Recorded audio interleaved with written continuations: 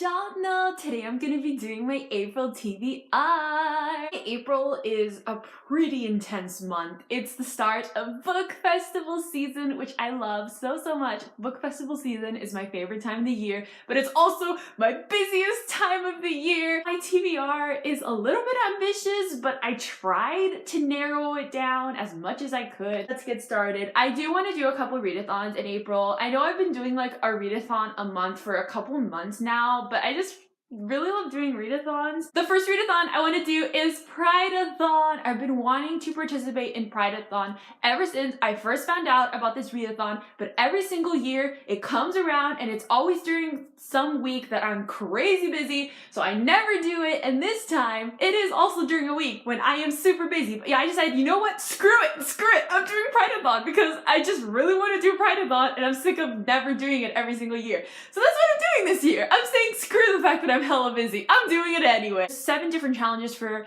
the Prideathon. I'm not doing all of them. I'm not even gonna try to attempt 7 books because it's not happening. I'm just gonna say now. The first challenge I want to do is reading an LGBTQIA+ book you didn't buy either from the library or you wanted a giveaway. For this, I'm gonna be listening to the audiobook of The Love Lies of Ruskana Ali by Savina Khan. I've talked about this book quite a few times on my channel. I'm really excited to read it. I hope it doesn't break me like everybody says it will, but I'm really excited to listen to this on audio. This follows a lesbian Bengali teen. Next challenge I want to do is read an LGBTQIAP+ book that has been on your TBR for a really long time. For that, I want to read Everything Leads to You by Nina LaCour. It's about a girl who, I think she works on like a movie set in Hollywood and she falls in love with this other girl.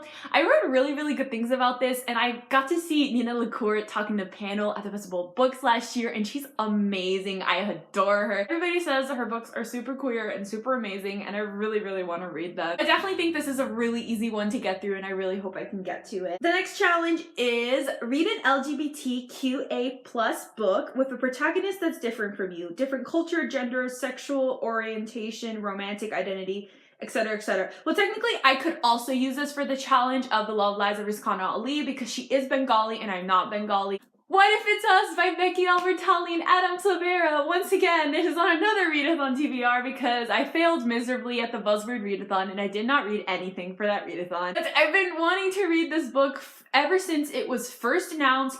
Adam Silvera and Becky Albertalli are some of my all-time favorite authors, and them teaming up for a book is just like the perfect combo ever. This is about 2 gay guys, definitely different from me. It also takes place in New York. I'm really excited to read this. I hope it actually gets read this time. Last book on my TBR, which I probably will not get to because What If It's Us is already like 400 pages. Everything Leads to You is 300 pages. I'll just throw it in anyway. Why not? Not Your Sidekick by C.B. Lee. I can use this for the Read or any LGBTQA+ book. I can also use this for Read a book that's been on my TBR for a while. This is basically like a superhero type book, but the main character is Chinese and Vietnamese, and she's also bisexual in a relationship with a girl. I also got to meet C.B. Lee last year at the Festival of Books. She's super sweet and amazing, and I've been wanting to read this book for forever, and I also own the 2nd book in this series, Not Your Villain, and the 3rd book in the series, Not Your Backup, is coming out now, so I really need to get caught up with the series. So those are all the books I want to read for Prideathon, happening from April 13 to April 21st. I won't be daily vlogging because, like I said, I'm so busy that week, but the 13th is the last day of the Festival of Books, so you'll probably get a vlog. The next readathon that I want to participate in is the Autistic Pride Readathon, that's what it's called. I'll leave information down below. I'll also leave Prideathon information down below if you want to check it out. This was created by Becca from Becca's Book Realm. This is a readathon that takes place all of the April month. The goal of the readathon is to read as many books by autistic authors and featuring autistic characters to celebrate Autistic Pride Month. I don't know if I will be able to read all of the books that I want to read for this readathon, but I'm gonna try anyway. I'm probably gonna get them from the library. I really want want to read The Kiss Quotient by Helen Huang. I want to get into like the adult like romance genre more. There is like a bingo sheet and like challenges, recommendations for each challenge. They were on all of Becca's recommendations list, so I know that no matter what, they will count for some sort of challenge. I want to read Queens of Geek by Jen Wild. This was really hyped up when it first came out, and I still really want to read it. It follows, I believe, two girls. One of them is autistic. It takes place in like a Comic-Con type setting. It deals with geek culture and fandom culture. It sounds really cute and I'm really excited about reading it. Also, probably won't get to this because it's over 500 pages, but The Gilded Wolves by Roshni Chokshi. I love Roshni Chokshi so much. I got to meet her a couple years ago and she is an absolute delight. I did make a video about that, so I'll leave it up above. But she's hilarious and so sweet, an absolute ray of sunshine. I adore her and her writing is so beautiful.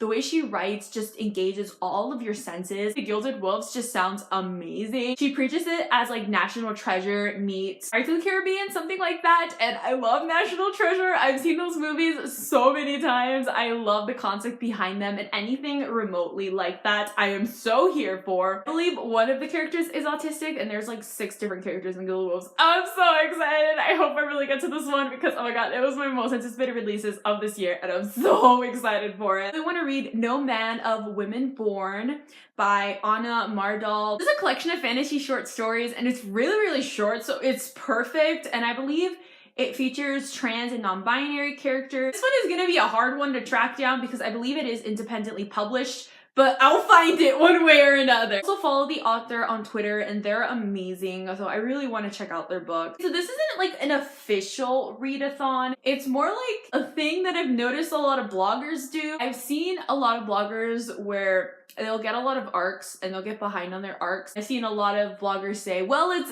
April, so it's arc April, so I'm gonna dedicate all of April to reading all of the arcs that I have not read yet.